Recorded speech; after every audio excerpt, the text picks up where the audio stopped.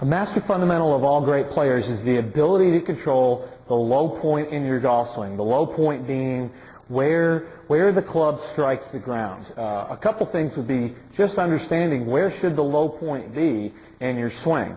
So many amateurs, and there's a direct correlation between your handicap and where you strike the ball on the ground. Especially when we have our short irons, we want to make sure that we're always hitting the ball first and then getting our low point out in front of the golf ball.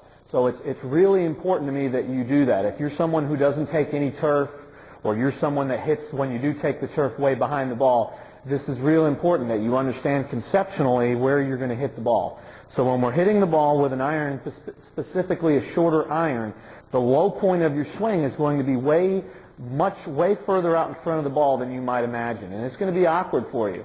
A good exercise would be to just look at the front edge of the ball. But what you want to be able to do is understand conceptually that we're not trying to hit behind the ball or lift the ball into the air. If we were to look at a good swing of a tour player in slow motion with a middle iron, what they would be doing is when they came into the ball, they would be over here, they would strike the ball first, and then we would take some ground right here. And you can notice this club is staying down along the ground.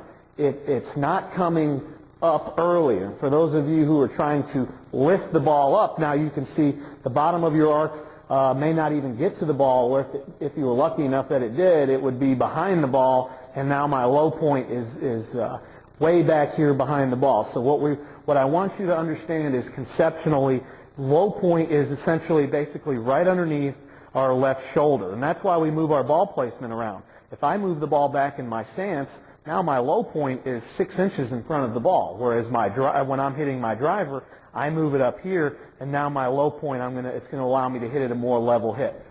But what I want you to understand, and this is so important, is conceptually, when we go to hit a golf ball, we're looking to hit the ball first and then get our low point down and in front of the ball, and you will hit more solid shots. If you're not hitting the ball as far as you'd like to, you're definitely, if you take a divot, it's more than likely behind the ball, or you're probably not taking a divot at all. Understand that we want ball first, then the divot, and work on that, and I guarantee you it will help you play better golf.